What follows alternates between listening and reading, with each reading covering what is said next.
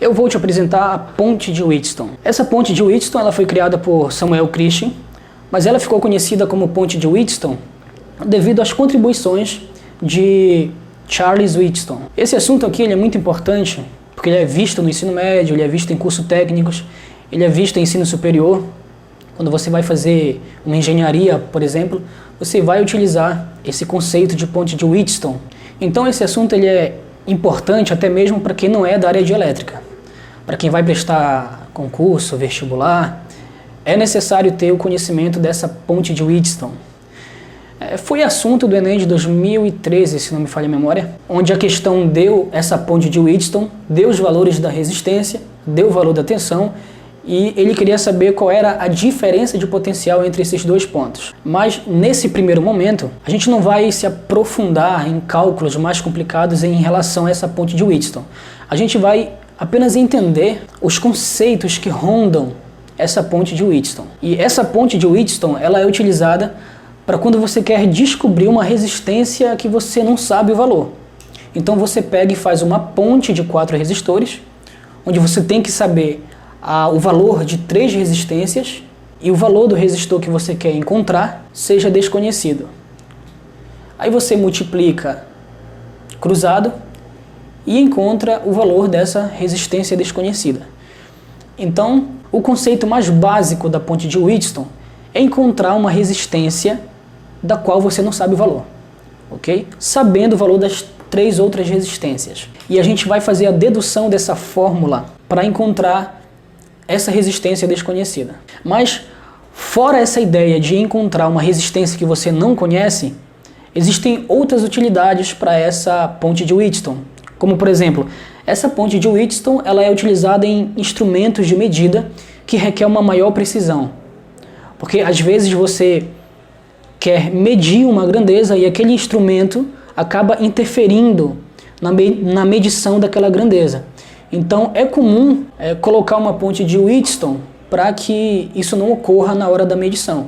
Então por isso que é comum encontrar essa ponte de Wheatstone em sensores, transdutores, como por exemplo, é muito utilizado em sensores de temperatura, como termopar, sensores de velocidade, detectores de ruídos, sensores de pressão.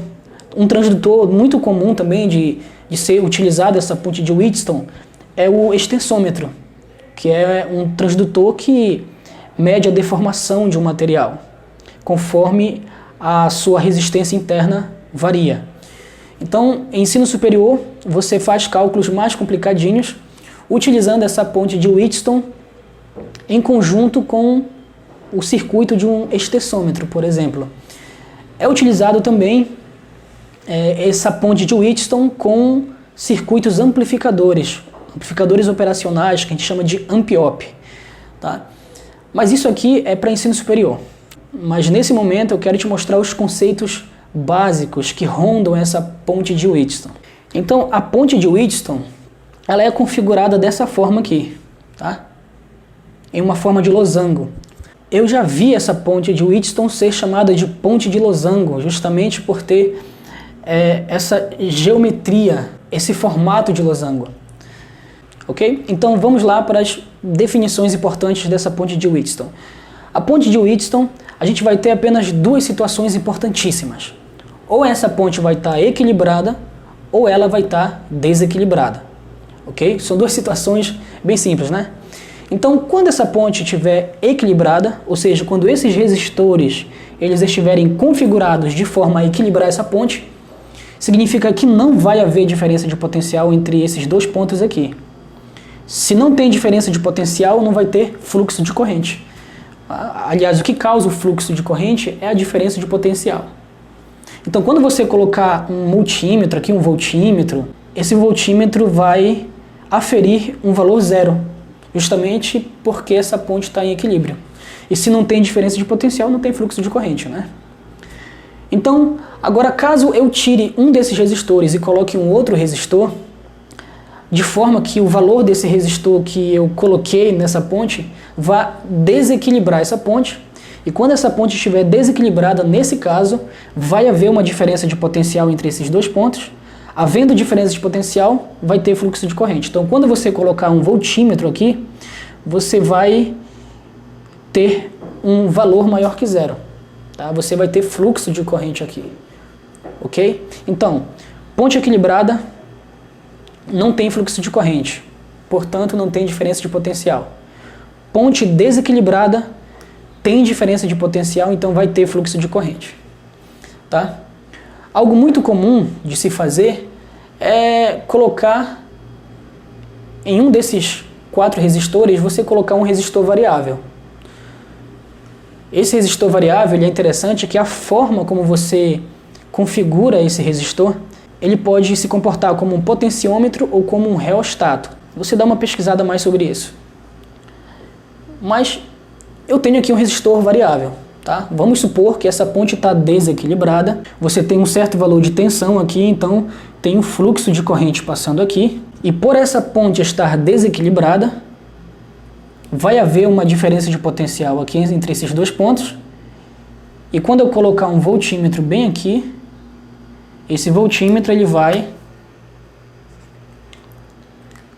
mostrar um valor maior que zero. Vai haver uma diferença de potencial. Agora, deixa eu voltar para o meu galvanômetro, tá? Medindo a corrente. Tá, agora medindo a corrente, certo? O fluxo de corrente passando aqui, esse galvanômetro vai estar mostrando o valor da corrente porque essa ponte está desequilibrada. Tá, agora eu vou pegar esse resistor variável, tá? E vou começar a rodar um botãozinho que ele tem, tá? Aí começa a rodar, variando essa resistência, olhando para o valor do galvanômetro. O galvanômetro vai estar mostrando uma corrente porque a ponte está desequilibrada. Tá? Mas quando eu começar a variar essa resistência, variar, eu vou variar essa resistência até que o valor do galvanômetro seja zero. Quando o galvanômetro mostrar um valor zero, significa que eu encontrei um valor de resistência de forma a equilibrar essa ponte de Wheatstone. E quando a ponte ficou equilibrada, o galvanômetro mostrou um valor zero de corrente. Ou seja, eu equilibrei a ponte. Então não tem diferença de potencial, portanto não tem fluxo de corrente elétrica. Então é muito comum você ver um resistor variável nessa ponte de Wheatstone, tá? Onde você vai variar essa resistência até com que o valor do galvanômetro aqui seja zero. Outra situação comum também de se ver utilizando a ponte de Wheatstone é trocar essas resistências por lâmpadas. E lâmpada não deixa de ser uma resistência, né? Então, eu vou colocar uma lâmpada aqui, uma aqui, e no lugar do galvanômetro também vou colocar uma lâmpada. Tá? Coloco uma lâmpada aqui. Quando eu colocar essas lâmpadas nesse formato de ponte de Wheatstone e essas lâmpadas estiverem equilibradas entre si, essa lâmpada do meio não vai acender. Por que não vai acender? Porque a ponte está equilibrada, as lâmpadas estão equilibradas, não vai haver diferença de potencial entre esses dois pontos e as outras lâmpadas elas vão estar com a sua luminosidade máxima. Tá? Porém, se eu tirar uma lâmpada daqui e colocar outra, de forma que a resistência dessa lâmpada venha desequilibrar essa ponte, em um circuito desequilibrado vai haver uma diferença de potencial. Se há diferença de potencial, há fluxo de corrente, portanto a lâmpada do meio vai acender. Mas quando essa lâmpada do meio acender, as outras lâmpadas já não vão estar brilhando na sua intensidade. Tá? O brilho vai ficar meio apagadinho. Então tem muita gente que faz esse experimento aqui para mostrar esse conceito de ponte equilibrada e ponte desequilibrada em uma ponte de Wheatstone. Tá? Bom, eu desenhei aqui embaixo essa ponte de Wheatstone em um outro formato. Eu tenho aqui RX e R3 em série e R1 e R2 também em série. E esses dois aqui em paralelo. Certo? Ó, esses dois resistores em paralelo com esses outros dois resistores. Então eu só fiz redesenhar de uma forma mais quadradinha possível, né? E bem aqui eu tenho o ponto C e o ponto D, e bem aqui eu tenho o ponto A e o ponto B. Então eu tenho o ponto A e o ponto B. Tá? Eu tenho uma diferença de potencial sendo aplicado nesses pontos aqui. Ok? onde a diferença de potencial entre ponto C e ponto D vai depender se a ponte vai estar equilibrada ou não. Então, existem várias formas de fazer a dedução da fórmula da ponte de Wheatstone, mas eu vou tentar fazer a dedução de uma forma mais prática, mais simples, para que todo mundo entenda, ok? E eu vou utilizar aqui o conceito de divisor de tensão, ok? Outra hora eu gravo um vídeo falando mais sobre esse divisor de tensão. Então o que vai acontecer aqui? Eu vou considerar que a ponte de Wheatstone está desequilibrada. Estando a ponte desequilibrada, vai haver uma diferença de potencial aqui, então vai haver um fluxo de corrente aqui. Então eu vou querer saber a diferença de potencial entre o ponto C e o ponto D. Então a diferença de potencial entre os terminais do galvanômetro. Então o que é que eu vou fazer? Eu vou descobrir a diferença de potencial ou a tensão nos terminais do galvanômetro. Lembrando, o galvanômetro não mede tensão, tá? Mede corrente pequena. E esse V aqui é a diferença de potencial, tá? Demonstrando que vai haver uma diferença de potencial entre esses dois pontos aqui. Como vai funcionar a questão do divisor de tensão? Quando tiver o divisor de tensão entre duas resistências assim, em série, como eu quero saber a diferença de potencial entre esses dois pontos, significa que eu quero saber a tensão nesse ponto e a tensão nesse ponto. Ou seja, a tensão no ponto D, né? A tensão no ponto D menos a tensão no ponto C. Ou seja, a diferença de potencial entre os dois pontos. Então, para mim descobrir a tensão no ponto D, eu utilizo o conceito de divisor de tensão. O divisor de tensão sempre vai ser assim. Vai ser a resistência de baixo dividido pela resistência equivalente, pela resistência total. Rx mais R3. Rx mais R3 vezes a fonte de tensão, que é VE. Então, o divisor de tensão sempre vai ser assim. Vai ser sempre a resistência de baixo dividido pela resistência total multiplicado pela fonte de tensão. Sempre. Sempre isso. Tá? Então, eu encontrei a diferença de potencial no ponto D, né? Menos a diferença de potencial no ponto C. Aí entra de novo a jogada do divisor de tensão. Tá? Resistência de baixo dividido pela soma de todas as resistências, ou seja, das duas resistências, das resistências equivalentes, e multiplica pela tensão da fonte. Tá? Então vai ser a resistência de baixo, R2, dividido por R1 mais R2, vezes a fonte de tensão. Ok? Então, recapitulando aqui, o que foi que eu fiz? Diferença de potencial entre os dois pontos. Se é a diferença de potencial, então é o potencial nesse ponto menos o potencial nesse ponto. Ou tanto faz, ou vice-versa. Pode ser o potencial nesse ponto menos o desse ponto, tanto faz.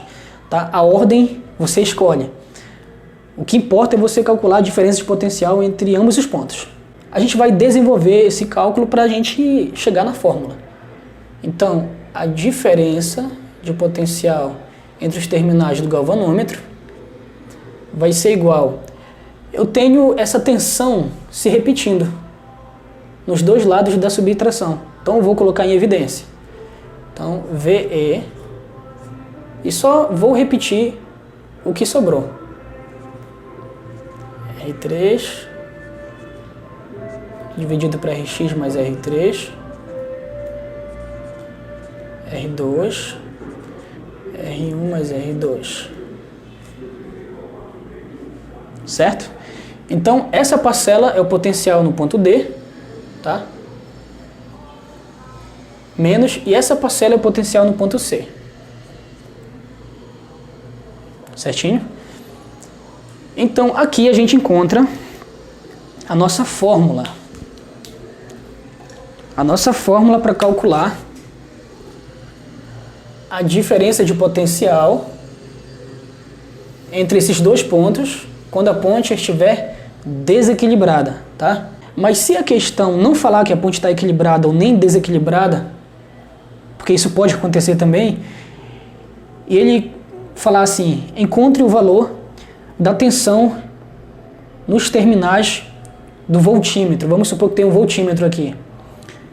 Aí ele te dá vários resultados na questão, e entre os resultados tem o zero. Então, mesmo que a ponte esteja equilibrada, quando você fazer o cálculo aqui, no final vai dar zero. Se a ponte estiver desequilibrada, no fim das contas vai dar algum valor diferente de zero. Ok, essa aqui é a fórmula para calcular a diferença de potencial na ponte desequilibrada. Eu vejo muitos professores ensinar a resolução de exercícios utilizando a ponte de Wheatstone sem utilizar essa fórmula aqui, tá? Fazendo várias deduções em cima da ponte de Wheatstone, mas para quem tem dificuldade com o conhecimento de elétrica, que não tem afinidade com a área da elétrica, acaba sendo meio complicado essa dedução. Tá? Mas quanto mais você estuda, mais simples vai ficando a coisa. Mas, de um certo modo, acaba sendo mais fácil você utilizar essa fórmula para encontrar a diferença de potencial nessa ponte desequilibrada. E se eu quiser saber agora o valor de uma resistência desconhecida? Tá? Até então essa fórmula aqui é para calcular a diferença de potencial, né, entre esses dois pontos. Mas e se eu não quiser isso? E se dessa vez eu quiser saber o valor de qualquer uma das resistências? Tá? Eu sei o valor dessa resistência, dessa e dessa, mas não sei dessa. O que é que eu faço? Existe uma fórmula para isso, né? Aquela fórmula em que você multiplica cruzado. Tá? Mas de onde vem essa fórmula? A gente pode deduzir essa fórmula partindo dessa fórmula que a gente acabou de encontrar aqui. Tá? Então, se eu considerar a ponte de Wheatstone equilibrada, significa que não vai haver diferença de potencial entre esses dois pontos. Não vai haver fluxo de corrente, porque ela está equilibrada, certo? Então, se ela está equilibrada, o potencial nesse ponto é o mesmo potencial desse ponto. Ou seja, essas duas parcelas aqui, ó, esse VD e esse VC, eles vão ser iguais, porque não tem diferença de potencial, o potencial é o mesmo. Então, significa que eu vou ter que igualar essas duas parcelas aqui. Então, em ponte equilibrada, VD vai ser igual a VC. Então, VD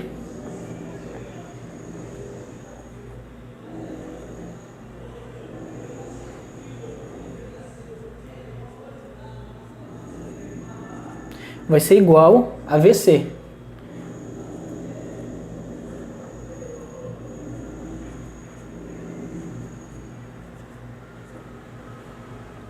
Ok? Agora eu multiplico o cruzado aqui, tá? Tá dividindo, vai multiplicando, dividindo, vai multiplicando. R3 que multiplica R1 mais R2. R2 que multiplica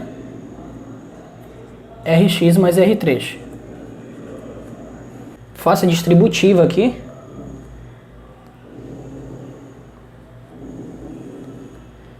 R3 vezes R1 mais R3 vezes R2 igual a R2 vezes Rx mais R2 vezes R3. Eu passo esse R2 vezes R3 para o outro lado.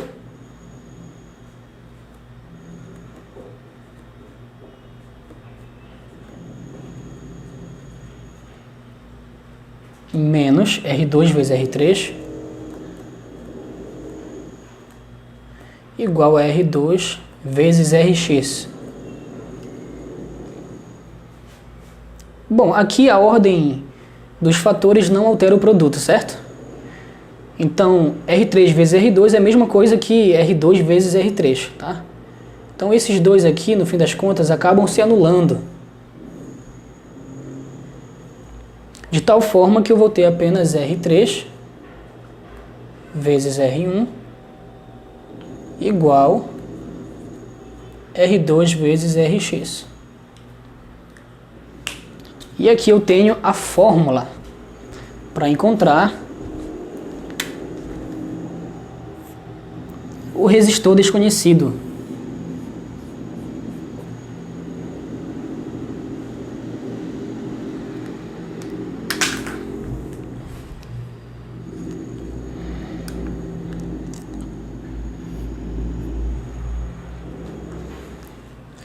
Então aqui a gente finaliza a explicação dos conceitos e a dedução das duas fórmulas características dessa ponte de Wheatstone, que é a fórmula para calcular a tensão entre os terminais C e D e para encontrar um resistor desconhecido. Então em outro vídeo eu vou gravar um exercício utilizando a ponte de Wheatstone para a gente poder se familiarizar com essa fórmula da diferença de potencial entre os pontos C e D, ok?